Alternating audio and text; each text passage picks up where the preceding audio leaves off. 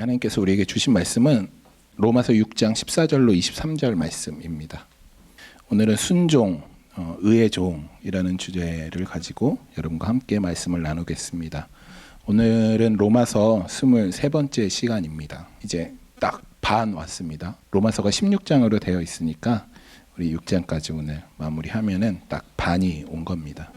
근데 사실은 로마서는 반복이라고 생각을 합니다. 오늘 본문에는 중요한 단어가 있어요. 중요하게 말하고자 하는 것들. 그 중에 하나가 종이라는 단어예요. 죄의 종. 죄의 종이 나오고 의의 종이 나오는데 이 종이라는 단어가 헬라어로는 둘로스라는 거거든요. 혹시 들어본 적 있나요? 둘로스? 가끔 보면 둘로스 교회, 둘로스 선교단, 뭐 둘로스 찬양단 이런 그러니까 둘로스라는 종이라는 이름을 가지고 만든 이름들이 많이 있어요. 우리가 이것들, 이 종이라는 단어가 어떤 것을 말하는지 이게 되게 중요합니다. 그리고 오늘 또 중요하게 나오는 게 순종이에요. 순종. 말씀에 순종하십시오. 하나님 말씀에 순종하십시오. 이렇게 우리가 순종이라는 말을 하잖아요. 이 순종이 과연 어떤 것인가? 이 순종이 무엇인가? 우리가 순종에 대한 것을 그냥 여러분들에게 순종이 뭡니까? 라고 설명하라 그러면 사실은 잘 설명을 하는 분들이 그렇게 많지 않은 것 같아요. 그러니까 우리가 이 순종이라는 단어의 명확한 뜻을 가지고 하나님 앞에 순종을 해야죠. 그래서 오늘 여러분과 함께 이런 단어를 중심으로 여러분과 오늘 로마서를 나누려고 합니다. 여러분, 순종이라는 것은 어디에 기초하고 있냐면 주의 깊게 듣다라는 것에서 기초해요. 그러니까 듣다, 누가 말하는 걸 듣다, 위에 사람이 아랫 사람에게 무언가를 말하다에서 기초해요. 그래서 위에 있는 사람이 어르신이 아래에 있는 사람에게 무언가를 말할 때 우리는 무엇을 하죠? 경청을 하죠. 경청. 그래서 경청에서 비롯된 것, 그래서 경청에서 더 앞으로 나간 말이 무엇이냐면 순종이에요. 순종. 순종은 들음에서 나오는 것이에요. 들음에서 나오지 않은 순종은 잘못된 순종입니다. 그러니까 우리가 무언가를 들었을 때 우리 가운데 나오는 것이 순종입니다. 그러니까 우리가 순종하는 것은 제대로 들어야 되겠죠. 우리가 순종하려면 제대로 들은 들음이 제대로 된 순종을 이끌어낸다라는 것입니다. 우리가 오해하지 말아야 되는 것이 순종한다 그러면 행위를 생각해요. 행위. 그러니까 순종한다 그러면 하나님 말씀 잘 듣는 거지 단순히 이렇게 생각을 해요. 그래서 성경에 있는 모든 순종을 행위로서 받아들여요. 교회 생활 열심히 하고 율법을 잘 지키고 이렇게 생각하는 것들을 순종이라고 우리는 착각을 합니다. 그런데 사실은 순종은 그게 아니에요. 순종이라는 것은 하나님의 말씀을 들었을 때 이것이 마음으로 깊이 새겨져서 내 마음 가운데서 자발적으로 나타나는 것, 자발적으로 내 삶 가운데 드러나지는 것이 진짜 순종이에요. 근데 안타깝게 우리는 성경에서 우리가 생각하는 순종은 어떤 행위로서의 순종을 더 많이 생각해요. 근데 성경에서 말하는 순종은 들음을 더 많이 이야기하고 있어요. 정말 잘 들어서 하나님 말씀이 여러분 가운데 마음 가운데 새겨지면 그것이 자연스럽게 내 삶 가운데 드러나지는 것이 바로 순종입니다. 아직 사실 잘 이해가 안 되시죠? 그럼 어떡하란 말이야? 들으란 말이야? 하라는 말이야? 네, 한번 우리 계속 보도록 하겠습니다. 여러분, 그래서 우리는 잘 들어야 돼요. 제대로 알아야 돼요. 제대로 된 말씀을 제대로 들어야 됩니다. 우리가 하나님의 말씀을 제대로 알지 못하고 제대로 듣지 못하면 진짜 순종이 나오지 않아요. 진짜 순종이 나오지 않아요. 앞으로 계속해서 보면 되게 무섭게 됩니다. 우리가 잘못 알고 잘못했을 때 그것이 바로 죄의 종이 되는 것이에요. 그래서 로마서 10장 7절에서 이렇게 말씀하고 있어요. 믿음은 들음에서 나며 들음은 그리스도의 말씀으로 말미암는다라고 말씀하고 있어요. 여러분 종이 뭘까요? 종. 제가 아까도 얘기했지만 둘로스라고 이야기했죠. 사실 이 둘로스라는 것을 종이라는 말로 번역하기가 조금 애매합니다. 우리는 단순히 종이라고 얘기했는데 사실은 좀 약한 것 같아요. 종이라는 것은. 이것을 조금 더 마음에 와닿게 번역하려면 노예가 좀 맞는 것 같아요. 종보다 노예가 조금 더 이렇게 좀 세죠. 근데 사실 노예도 사실은 좋은 번역은 아니에요. 이 종이라는 개념, 노예라는 개념이 어떤 거냐면 성경에서 말하는 둘로스는 여러분 예전에 혹시 우리 명랑 다 보셨죠? 이순신 나오는 명란해전 옛날 배는 아래에 노 젓는 사람들이 있어요. 근데 이런 로마나 이런 시대 때 대부분 아래에서 노를 젓는 사람들은 노예를 시켰어요. 노예를. 우리 명랑 뭐 그런 거 보니까 거기서는 이제 군인들이 직접 이렇게 배를 젓던데 예전에는 노예들이 직접 이 노를 저었어요. 그런데 그 노예 발 아래 배와 연결된 쇠사슬을 항상 묶어놨어요. 배와 연결돼서. 만약에 전쟁에서 패해서 이 배가 수장이 돼요. 가라앉아요. 그러면 이 노예들을 어떻게 했냐면 가만 놔둬요. 안 풀어줘요. 그냥 배에 다 가라앉아서 죽게 만드는 거예요. 그러니까 왜냐하면 이 노예들을 배의 부속품이라고 생각했어요. 부속품. 그러니까 이게 노예라는 개념이에요. 어떤 거의 부속품, 어떤 거와 연합된 거, 어떤 거와 합해진 것들이 바로 노예, 둘로스라는 개념이에요. 조금 더 이해가 되시나요? 그러니까 오늘 본문에서 얘기하는 죄종이라는 것은 그냥 죄가 시키는 대로 그냥 죄를 하는 것이, 죄를 짓는 것이 그냥 죄종이라는 뜻이 아니에요. 죄종이라는 것은 죄 자체예요. 죄 안에 부속되어 있는 것, 죄와 연합되어 있는 것, 죄와 하나 되어 있는 것, 죄 자체, 죄덩어리라는 것이에요. 죄종이라는 것은. 우리가 죄종하면 뭔가 그냥 죄처럼 나쁜 건 아니지만 그냥 죄에 조금 이끌려 당하는 그런 정도로 생각하는데 그런 뜻이 아니라 죄종이라는 건 그냥 그 자체다라는 그런 의미라는 것입니다. 여러분 아무리 착해 보여도 여러분 주위에 착한 사람 있잖아요. 저 사람은 법 없이도 살 것 같아. 아무리 착해 보이고 아무리 좋은 일을 많이 하고 아무리 자기 재산의 전부를 갖다 바치고 심지어 아무리 다른 사람을 위해서 목숨을 내어준다 할지라도 그 사람 가운데 의의가 없다면 그 모든 행위가 죄예요. 이해가 되시나요? 네. 예수 그리스도 없이 하는 모든 일이 여러분 눈에 보이기에 우리 아까 성경 공부했었는데 그 얘기 했었는데 여러분 눈에 보이기에 아무리 선한 행동일지라도 아무리 착한 일일지라도 아무리 누군가를 구제하는 일일지라도 그 안에 예수님이 없으면 그 모든 것은 죄예요. 죄. 악이라는 것이 악. 그렇다면 주의 종은 무엇인가? 주의 종. 반대인 것이죠. 주님과 연합된 것. 주님의 한 부속품이 돼 있는 것. 이것을 주님의 종이라는 것입니다. 여러분 이것을 이해해야지, 이 개념을 이해해야지 로마서 5장과 6장이 명확하게 이해돼요. 그리고 이것을 이해해야지 나중에 에베소서나 히브리서도 이해할 수 있어요. 왜냐하면 나중에 히브리서 가면은 어떤 내용이 나오면 우리가 예수 그리스도의 그 대제사장 그 가운데 그와 함께 우리가 지성소 은혜의 보좌로 들어간다라고 나와 있어요.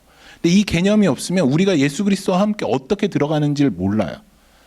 우리가 예수 그리스도의 부속품이기 때문에 예수 그리스도와 연합됐기 때문에 은혜의 보좌로도 들어갈 수 있는 것이고 우리가 예수 그리스도와 함께 로마서 5장에서 이야기한 것처럼 예수 그리스도와 함께 부활할 수도 있는 것이에요. 네. 이해가 되시나요? 우리는 예수 그리스도 주의 종이다라고 얘기하는 것은 예수 그리스도와 연합돼 있다, 예수 그리스도와 함께 있다라는 것을 의미한다라는 것입니다. 그러니까 선함의 기준, 죄인의 기준은 행위에서 난 것이 아니에요. 행위에서 난 것이. 아무리 착한 행위를 하고 아무리 선한 행위를 한다라고 할지라도 그 안에 예수 그리스도가 없으면 그것은 악이 되는 것입니다. 그러니까 여러분 절대로 어떤 선함이나 어떤 행위로 사람을 판단하지 않았으면 좋겠어요. 그러면 그 행위로 판단하게 된다면 우리가 율법이나 할례로 구원받을 수 있다라는 것을 말하는 것이 되기 때문에 행위로 판단되어지는 것이 아니라 그 안에 무엇이 있느냐로 판단되어진다. 여러분, 그래서 우리는 종종 오해를 해요. 오늘 말씀을. 그러니까 우리가 선택하는 거로 생각을 해요. 의의 종, 죄의 종. 이거를 우리가 선택한다고 생각을 해요. 내가 의의 종이 되고 내가 죄의 종이 된다. 이것을 선택한다고 생각을 하는데 여러분, 종은 선택할 수 있나요, 없나요? 없어요. 제가 종이 뭐라 그랬죠? 부속품이라고 얘기했죠. 부속품은 내가 선택하는 게 아니에요. 쫓아가는 거지. 의의 종과 주의 종은 우리가 선택할 것이 아니라 쫓아가는 거예요. 우리는 무슨 종으로 태어났죠? 원래? 로마서 계속해서 나오죠. 우리는 원래 죄의 종으로 태어났어요. 아담에게서 태어났어요. 우리는 태어나면서부터 죄의 종이에요. 죄의 종인데 우리는 지금 무슨 종이 되었죠? 의의 종이 된 것이에요. 믿음으로 말미암아, 예수 그리스도를 믿음으로 말미암아 의의 종으로 어떻게 됐냐면 옮겨진 것이에요. 죄의 종이든 의의 종이든 우리가 선택하는 것이 아니라 예수 그리스도로 말미암아 우리가 옮겨졌을 뿐이에요. 죄의 종에서 의의 종으로. 그것을 오늘 말씀에서 우리가 어떻게 죄의 종에서 의의 종으로 옮겨졌는지 아냐라고 얘기하면서 오늘 정답을 얘기하고 있어요. 우리가 죄의 종에서 의의 종으로 옮겨진 이유는 무엇 때문이다? 순종 때문이다 라고 말씀하고 있는 것이에요. 순종. 너희들이 모두 죄의 종에 있었는데 그래서 죽을 수밖에 없고 사망의 늪 가운데 빠져 있는데 그것을 너희들이 의의 종으로 갔다. 그 갈 수 있었던 것은 바로 순종 때문이다. 그래서 17절에서 마음으로 순종하여 죄로부터 해방되어 의의 종이 되었다라고 말씀하고 있는 것입니다. 우리가 이 말씀대로라면 우리가 의의 종이 된 것은 무엇이냐면 잘 들어서예요. 잘 들어서 그 교훈의 진리를 깨달았기 때문에 의의 종이 된 것입니다. 이해가 되시죠? 우리가 의의 종이 된 것은 한 번 더 말씀드릴게요. 교훈의 진리를 잘 듣고 깨달아서 의의 종이 된 것이에요. 그러면 여러분들이 깨달은 게 무엇이에요? 지금 로마서에서 사도 바울이 이야기한 거, 너희들이 무엇을 깨달았느냐라고 이야기할 때 이 깨달은 게 무엇입니까? 여러분들이 무엇을 깨달았습니까? 그 교훈의 진리가 무엇인가요?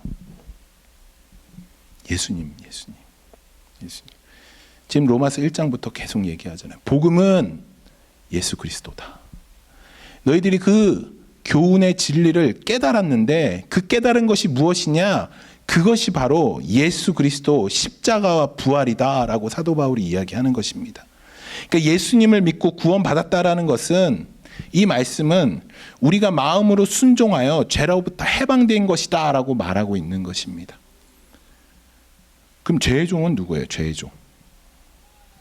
쉽죠. 반대잖아요.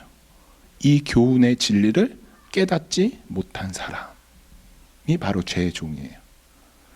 이 교훈의 진리를 깨닫지 못해서 계속해서 5장 계속 나오잖아요. 4장에서 너희들이 율법으로 구원받을 수 있다, 너희들이 할례 받아야 구원받을 수 있다라고 그런 것을 주장하는 사람, 행위로 말미암아 구원받을 수 있다라고 이야기하는 사람, 행위로 말미암아 사람들을 저 사람은 선한 사람이다, 저 사람은 악한 사람이다라고 판단하는 사람, 그런 사람들을 지금 사도 바울이 무엇이라고 얘기하냐면 죄의 종이라고 이야기합니다. 여러분 마음 가운데 그런 마음이 없나요? 사람들을 행위로 혹시 판단하고 있지는 않나요? 사람들을 혹시 행위로 저 사람은 의의 사람이다, 저 사람은 죄의 사람이다라고 혹시 생각하지 않나요? 만약에 그렇게 생각하신다면 여러분들이 죄의 종이에요. 그 교훈을 깨닫고 들어서 깨닫고 그것이 그 마음 가운데서 내 삶 가운데 적용되어지는 사람을 성경은 의의 종, 순종하는 사람이라고 이야기하고 있는 것입니다. 여러분, 사도 바울은 원래 이름은 사울이었어요. 사울. 아시죠? 사울. 사도 바울의 원래 이름은 사울이었어요. 이 사도 바울이 어느 지파 사람인지 혹시 아시나요? 베냐민 지파. 그 이스라엘 지파 중에 12지파가 있죠. 이 12지파의 맨 마지막 지파인 베냐민 지파 사람이에요. 근데 이 베냐민 지파의 이름 중에 사울이라는 이름이 많이 있었어요. 왜냐하면 이 베냐민 지파에서 이스라엘의 초대 왕이 나와요. 초대 왕이 누구냐면 사울 왕이에요. 그러니까 이 사울 왕처럼 정말 유명하고 정말 왕으로서의 그런 멋진 모습을 우리가 가져야 된다, 우리가 갖자라는 의미로 그렇게 베냐민 지파에 사울이라는 이름이 많이 있었어요.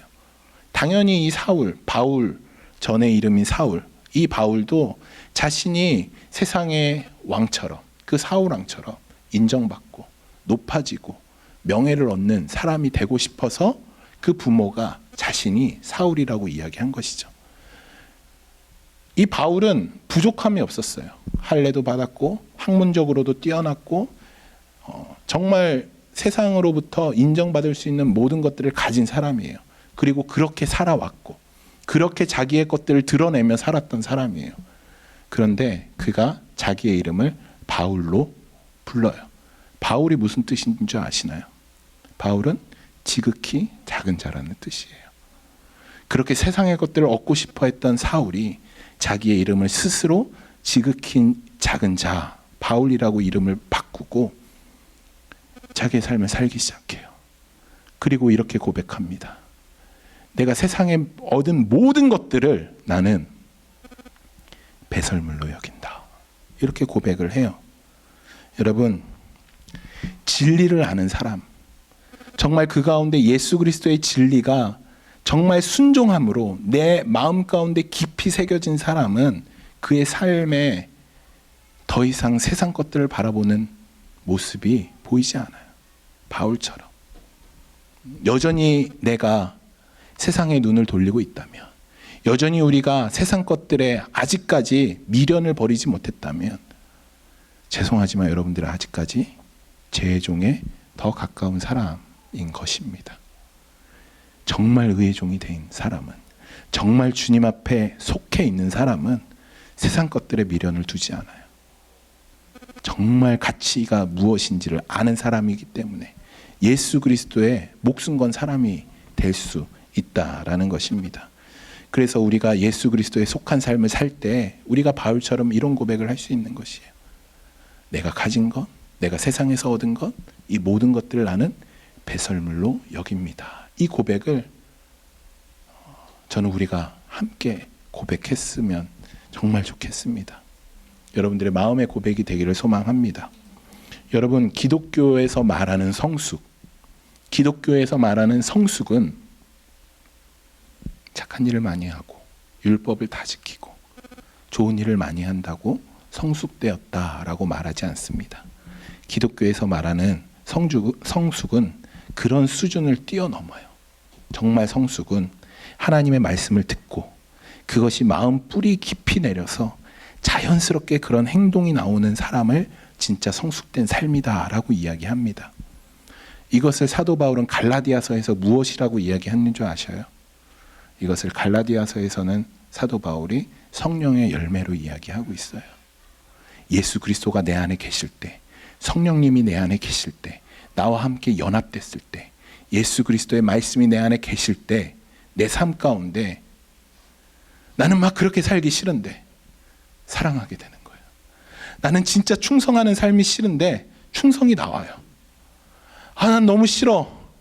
저 사람 미워. 우리 경우 형제 너무 미워하는데 막 사랑의 모습이 나와요. 내 안에 사랑밖에 없으니까. 네. 이것이 진짜 성숙되어진 것이에요. 네. 오늘 본문 정말 이 성경에서 보면 예수 그리스도가 이 땅 가운데 죄인으로 오셨습니다. 죄인으로. 의인으로 오신 게 아니에요. 죄인으로 오셨어요. 그래서 하나님께서 우리의 모든 죄를 예수 그리스도께 담당시켰어요. 제가 레위기에서 한번 말씀드린 적이 있는데, 레위기에서 재물이 오면 그 재물에게 우리가 안수하잖아요. 나의 죄를 이 재물에게 전가시킨다라고 안수하잖아요. 하나님이 똑같이 하신 거예요. 재물인 예수님께 안수하신 거예요. 모든 죄가, 인류의 모든 죄가 이 예수에게 전가되라라고 하나님이 안수해 버리신 거예요. 그래서 예수님께 우리의 모든 죄가 전가되었어요. 그래서 오늘 말씀대로 우리는 죄의 종이었어요. 죄의 종. 태어나면서부터 죄의 종이었어요. 그런데 우리의 능력이 아닌 하나님께서 예수님께 우리의 죄를 전가함으로 그것을 믿는 우리가 의의 종이 된 것입니다. 그러니까 우리는 이미 죄 없는 자가 되었어요. 믿으시나요? 제가 지난주 말씀드렸죠. 이것을 참 믿기 힘들어 한다고 우리가. 믿으시면 돼요. 우리는 이미 죄 없는 자가 되었어요. 우리의 의 때문에? 아니요. 예수 그리스도 때문에. 믿으시죠? 네. 이걸 믿어야 돼요. 그래야지 다음 단계로 나아갈 수가 있어요. 이것을 믿는 사람들이 경험하는 것이 바로 천국이에요. 하나님 나라예요. 이것을 믿는 사람들이 이 세상 가운데서 경험되어질 수 있는 삶이 바로 천국이고 하나님 나라예요. 여러분 천국을 경험하셔요? 경험하시나요? 근데 경험하기가 어렵죠. 네. 세상의 그런 것들은 마음껏 경험되어지는데 하나님의 나라는 그래도 가끔씩은 경험하시죠? 가끔. 네. 1, 2초 정도. 네. 가끔 은혜 받을 때 경험하시죠? 네. 가끔 은혜 받을 때 경험되어져요. 이것이 우리가 이 땅을 살아가면서 예수님이 이 땅에 오셔서 천국이 왔다, 하나님의 나라가 왔다라고 말씀하셔요. 그런데 우리는 그 천국과 또 하나님의 나라를 충만하게 경험하지 못해요. 어떨 때는 경험되어질 때도 있고 어떨 때는 경험하지 못하고. 여러분 천국이 무엇인가요? 천국이 하나님 나라가 무엇이에요? 여러분들이 생각하는 하나님의 나라 천국은 무엇인가요? 천국은 하나님이 통치하는 나라가 천국이에요. 하나님이 왕 되신 나라가 하나님 나라예요. 천국은 심플해요. 하나님이 통치하시면 천국이에요. 여러분 이 당시에 이스라엘 백성이 얼마나 힘들었나요? 로마의 속국이었어요. 이전에 바벨론에서 포로로 끌려와서 그 이스라엘에서 살다가 거의 400년 만에 해방을 맞아요. 이스라엘 백성이. 이게 말라기와 복음서 중간기 이야기인데 해방을 잠깐 맞아요. 해방을 맞아서 성전을 쌓고 막 그렇게 좋아했는데 바로 로마의 속국이 되어버렸어요. 다시. 그래서 그때 속국이 된 게 언제 해방되어졌냐면 1945년도에 해방되어진 거예요. 그러니까 얼마나 힘들어요. 로마의 속국으로 사는 것이 얼마나 힘들어요. 그렇게 힘들게 사는 이 이스라엘 백성들에게 또 예수님은 어떤 삶을 사셨나요? 마구간에서 태어났어요. 구유에서. 그리고 얼마나 비참한 삶을 사셔요. 십자가에 못 박혀 죽으시고. 그리고 그렇게 살아간 제자들로부터 배신당하셔요. 그 예수님이 그 힘들어하는 이스라엘 백성들에게 무엇을 선포하냐면 얘들아 지금 너희들이 하나님의 나라 천국을 살고 있어 라고 이야기하고 계세요. 그걸 듣는 이스라엘 백성들이 뭐야 천국이 뭐 이래? 이렇게 생각할 거 아니에요. 천국을 잘못 이해하고 있는 거예요. 우리와 그 당시 이스라엘 백성 심지어 제자들조차 우리는 함께 천국을 잘못 이해해요. 그래서 제자들이 이야기하죠. 예수님 하나님의 나라가 이 땅 가운데 왔을 때 저는 예수님 좌편에 저는 예수님 우편에 앉아 있겠습니다. 예수님 오른팔 왼팔 국무총리 뭐 경제부총리 이런 거 하겠다는 거예요. 그때 예수님이 이렇게 말씀해요. 얘들아 그런 게 천국이 아니야. 우리는 천국하고 하나님의 나라하고 하나님 잘 믿으면 뭔가 복 받는 생각을 해요. 취직 잘 되겠지. 직장 잘 되겠지. 내가 가진 문제 풀리겠지. 제가 예전에 저희 동생 참 녹음돼서 죄송하지만 저희 동생한테 넌 그래 좀 내가 볼 때 신앙이 없는 것 같은데 교회는 왜 자꾸 나가? 주일날 그래도 잘 나가네? 얘기했더니 제 동생이라 얘기하지 말 걸 그랬나? 하여튼 제 동생이 뭐라고 얘기했냐면 벌 받을까 봐. 교회 안 나가면 하나님이 벌 줄까 봐. 그래서 제가 하나님 그렇게 무서운 분 아니야. 그렇게 하지 마라고 얘기한 적이 있는데 많은 분들이 그래요. 뭐 안 하면 11조 안 하면 헌금 안 하면 뭐 주일날 한번 빠지면 벌 받을 거로 생각을 해요. 그래서 하나님 무서워서 예배드리고 하나님 무서워서 헌금한다고 얘기해요. 얼마나 불행해요. 우리가 이렇게 천국을 잘못 생각하고 있어요. 천국은 그런 게 아니에요. 이 당시에 예수님이 오셨어도 이스라엘 백성들의 삶을 하나도 변화된 게 없어요. 그런데 예수님이 말씀하세요. 천국이 이미 왔다라고 말씀하시는 거예요. 천국은 우리가 부자 되고 우리의 모든 상황, 우리의 소원이 다 이루어지는 것이 천국이 아니라 천국은 하나님의 통치가 이루어지는, 하나님의 통치가 역사하는, 내가 나의 삶의 주인에서 하나님이 주인 되신 삶이 되었을 때 천국이다라고 이야기하는 것이에요. 그래서 우리가 우리 삶 가운데 잠깐 누려요. 90%는 내가 주인 된 삶에서 약간씩 10% 5%씩 하나님이 주인 된 삶을 경험해요. 그것이 나중에 완성되어질 하나님의 나라인 것이에요. 그것을 하나님께서 이 땅 가운데 우리 삶 가운데 잠깐씩 맛보시게 하는 거예요. 그것이 얼마나 기쁜 삶인지, 그것이 얼마나 행복한 삶인지. 제가 처음 교회를 개척했을 때 막 두려워했어요. 잘 될까 안 될까. 근데 제가 김동호 목사님 말씀에 힘을 얻었어요. 김동호 목사님이 어떤 말씀을 해주셨냐면, 자기가 처음에 교회를 이렇게 하고선 너무 걱정했다는 거예요. 잘 될까 안 될까. 근데 어느 날 기도하는데 자기가 사기당할 뻔했다는 거예요. 왜냐하면 교회 주인은 예수 그리스도인데, 이 교회의 주인 되신 예수 그리스도 주님이 그 고민을 하셔야지 내가 왜 고민을 하냐, 이렇게 말씀하시는 거예요. 맞아요, 여러분. 하나님의 나라, 천국의 삶을 사는 사람들의 삶을 누가 책임져 주시냐면 하나님이 책임져 주셔요. 하나님이 통치하시니까. 여러분들의 삶을 여러분들이 고민하는 것은 여러분들의 인생의 주인이 나기 때문에 고민하는 것이에요. 여러분 삶 가운데 주인이 하나님이 되셨을 때, 여러분이 천국을 살아갈 때, 하나님의 나라를 살아갈 때 여러분들의 인생을 누가 책임져 주시냐면 하나님이 책임져 주시는 거예요. 왜냐하면 하나님의 나라의 백성이 우리니까. 그게 천국이에요. 여러분, 천국의 삶을 사시길 바라요.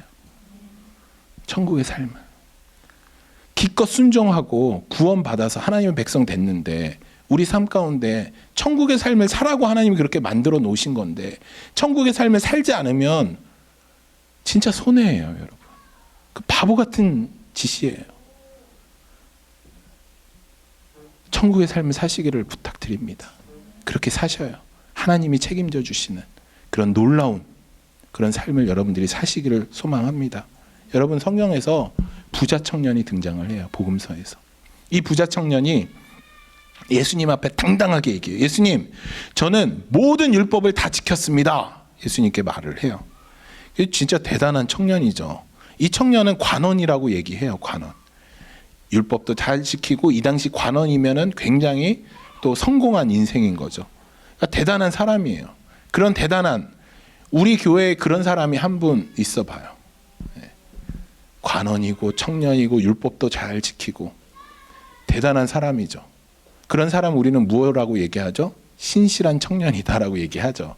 그런 신실한 청년이 예수님을 찾아왔어요. 그리고 자랑스럽게 난 이런 거 다 했습니다. 예수님한테 얘기해요. 그러니까 예수님이 좀 우쭈쭈 해줘야 되는데 우쭈쭈를 안 해주셔요. 그리고 말씀하세요. 그래, 다 지켰니? 그러면 너의 있는 재산을 다 팔아서 가난한 자에게 나누어 주어라. 예수님이 말씀하세요. 그 얘기를 들은 부자 청년이, 신실한 청년이 예수님 당연히 그래야죠. 그리고 다 팔고 예수님을 따라가면 정말 좋겠는데 그러지 않고 근심하고 예수님을 떠나갔어요. 여러분, 우리는 착각을 해요. 제가 대학교 때 딱 이 부자 청년 같았어요. 어땠냐면 저는 중학교 때부터 그 고등학교 때까지 교회 모든 중고등부 회장, 고등부 회장, 그리고 교회 뭐 성경도 많이 읽었고 그 당시에, 그리고 하여튼 진짜 신앙이 좋다라고 생각을 했어요. 그리고 대학교에 왔어요. 그런데 저보다 신앙 좋은 사람들이 너무 많은 거예요. 그리고 그 신앙 좋은 사람들을 이제 사람들이 많이 막 쫓아다녀요. 야, 대단하십니다. 그러고 막 고민도 상담하고. 근데 그게 너무 부러워 보이는 거예요. 그래서 제가 학교 갈 때마다 거룩한 척을 했어요. 기도하는 척, 말씀 많이 보는 척, 신앙 좋은 척. 그래서 막 말을 할 때도 제가 말을 이렇게 그냥 이렇게 툭툭 던지는 스타일인데, 그 당시에 말할 때는 형제님, 자매님 하면서 굉장히 거룩한 언어, 말씀 언어 막 이렇게 사용하고 사람들한테 그렇게 보이려고 노력을 했어요. 근데 제가 너무 힘든 거예요. 저에게 맞지 않은 옷을 입는 것 같아서 견디기가 힘든 거예요. 그런데 우리가 저처럼 그렇게 수많은 사람들이 교회 생활을 그렇게 해요. 교회에서 경건한 척, 그래서 다른 사람들에게 신앙 좋은 척. 여러분, 다른 사람들은 속일 수 있어요. 근데 더 무서운 건 뭔지 아세요? 심지어 자기도 속을 수 있어요. 그렇게 경건한 척 살다 보면 스스로 속아요. 내가 경건한 사람이다, 내가 선한 사람이다, 내가 의의 사람이다 라고 나조차도 속일 수 있어요. 그래서 그렇게 착각하면서 살아가요. 그런데 우리 주님은 못 속여요. 주님이 어느 날 여러분들이 주님 앞에 섰을 때 주님이 이렇게 말씀하실 거예요. 우리의 약한 부분을 건드실 거예요. 이 부자 청년에게 너의 모든 소유를 팔아 가난한 자에게 나눠주어라 했던 것처럼 우리의 가장 연약한 부분을 여러분들에게 건드실 거예요. 그럴 때 부자 청년처럼 근심하며 떠나가면 안 돼요. 그때 부자 청년이 근심하지 아니하고 하나님께, 예수님께 그의 가진 모든 것들을 던졌을 때 부자 청년은 무엇을 경험할 수 있는 거죠? 천국을 경험하는 거예요. 생명이신 예수 그리스도를 소유하게 되는 것이에요. 그런데 눈앞에서 천국을, 생명이신 예수 그리스도를, 당장 좋아 보이는 것, 아름다운 것, 자기가 소유했던 것들을 놓기 싫어서 천국을 포기하고 썩어 없어질 것들을 취하고 떠나가요. 그게 우리의 모습이라는 것입니다. 여러분, 눈앞에 있는 천국, 눈앞에 있는 예수님을 몰라보면 안 돼요. 여러분 안에, 주위에서는 여러분들을 경건한 사람, 의의 사람, 신앙의 사람이라고 부를 수 있지만 여러분들은 아실 거예요. 여러분의 연약함들이 무엇인지. 그것을 주님께 드려야 됩니다. 그 드릴 수 있는 방법은 오늘 말한 것처럼 하나님의 말씀을 내 마음 가운데 깊이 새겨서 잘 들을 때, 그리고 그 말씀이 내 마음 가운데 심겨져서 내 삶 가운데 나타날 때 내 연약함을 포기할 수 있는 것이에요. 내가 포기하는 것이 아니라 예수 그리스도께서 여러분들로 하여금 포기케 하실 것입니다. 그러한 삶이 저와 여러분 가운데 나타났으면 좋겠어요. 시편 1편 우리 너무 잘 알죠? 복이 있는 사람은 악인의 꾀를 쫓지 아니하고, 그렇죠? 거기서 무엇이라고 나와 있나요? 복이 있는 사람의 특징. 복이 있는 사람은 여호와의 말씀, 주님의 말씀을 주야로 뭐 한다 그러죠? 묵상한다고 얘기하죠. 그럼 묵상이라는 단어가 어떤 뜻인 줄 아시나요? 우리가 묵상하면 묵상을 뭔가 사색하고 뭔가 조용한, 물론 그런 뜻도 있어요. 그런데 시편 1편에 나타난 이 묵상은, 묵상이라는 이 히브리어 단어는 똑같은 단어가 어디에서 쓰였냐면 사자가 사냥을 해요. 사냥을 해서 사냥한 먹이를 움켜줘요. 그리고 이 사냥한 먹이를 움켜쥐고 놓지 않아요. 왜냐하면 주위에 하이에나들이 둘러싸여 있어요. 사자가 이거를 약간 방심한 사이에 하이에나 떼들이 와서 그 먹이를 뺏어갈까 봐 사자가 그 먹이를 움켜쥐고 소리 지르고 있는 거야. 이걸 뺏기지 않으려고. 그게 바로 묵상이에요. 그러니까 사자가 먹이를 움켜쥐다 할 때 이 움켜쥐다가 바로 묵상이라는 단어, 똑같은 단어거든요. 우리가 묵상하는 것은 무엇이냐면, 여러분, 사단이 우는 사자와 같이 여러분들을 잡아먹으려고, 여러분들을 죄의 종으로 만들려고 우는 사자와 같이 여러분들을 지켜보고 있어요. 그럴 때 우리가 무엇을 해야 되냐면 하나님의 말씀을 움켜쥐고 있어야 돼요. 여러분들이 그러한 삶이 아니라면 사단에게 언제든지 넘어갈 수 있어요. 제가 오늘 성경 공부한 것처럼 우리는 연약한 존재예요. 언제든지 죄의 종, 부정으로 더럽혀질 수가 있습니다. 그래서 우리가 거룩이신 그 하나님의 말씀을 움켜잡고 하나님께 나아가기로 우리가 목숨을 걸고 하나님을 바라봐야 우리가 주님께 속한 자가 될 수 있는 것이에요. 쉬운 일이 아닙니다, 여러분. 쉬운 일이 아니에요. 그래서 제가 여러분들에게 매일 묵상해야 된다, 매일 말씀으로 여러분들을 채워야 된다라고 이야기하는 것이, 여러분 하루만 하나님을 떠나 있어 보세요. 내 삶이 순식간에 망가집니다. 날마다 여러분들이 일어나서 해야 되는 일, 내가 주님과 함께 있습니다. 오늘도 주님의 말씀을 내 삶 가운데 채우겠습니다. 그리고 주님의 말씀을 묵상하는 거예요. 그냥 우습게 묵상하는 것이 아니라 이 말씀이 나를 살리는 것이다라는 움켜쥐는 마음으로, 이 말씀을 내가 정말 잡아먹겠다라는 심정으로 이 말씀 가운데 거할 때 우리가 그 삶, 그 하루의 삶을 하나님 앞에 온전히 드릴 수 있는 것입니다. 여러분, 히브리서 4장 12절 말씀 기억하시죠? 하나님의 말씀은 살아있고 활력이 있어 좌우의 날선 어떤 검보다도 예리하여 혼과 영과 및 관절과 골수를 찔러 쪼개기까지 하며 또 마음의 생각과 뜻을 판단하나니. 하나님의 말씀은 이렇게 능력이 있어요. 하나님의 말씀 우습게 보지 마시고 그 하나님의 말씀이 여러분 삶 가운데서 역사하시도록 여러분들이 하나님의 말씀을 붙들고 나가시기를 소망합니다. 말씀을 마치겠습니다.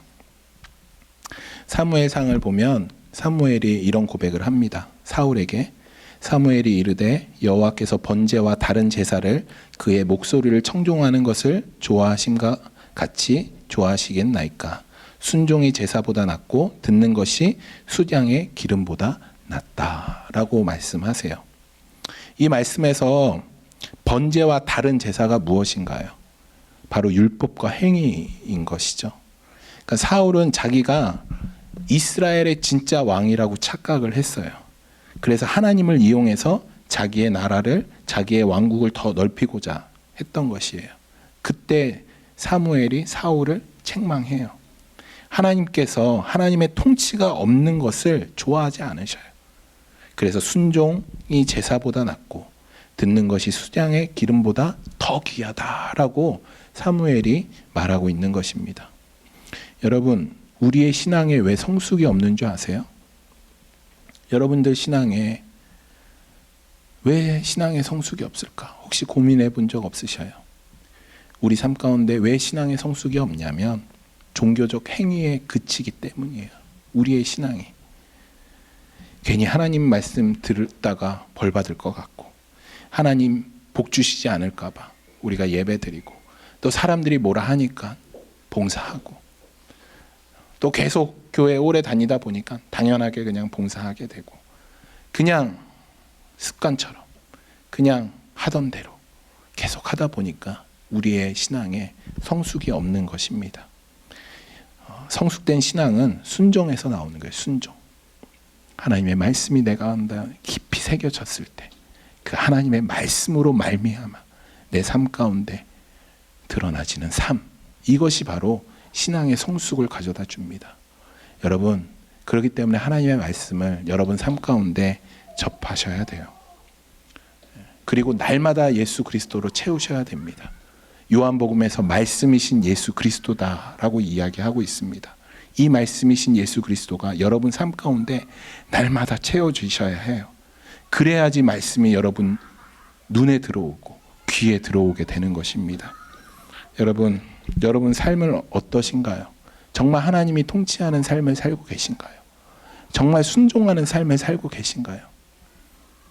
순종이 없는 종교적 행위에 그치는 우리의 신앙 생활이 아니라 정말 주님의 말씀이 여러분 삶 가운데 영향력이 있고 주님과 연합된 삶을 사시어 여러분 삶이 정말 성숙된 신앙으로 나아가시기를 간절히 소망합니다.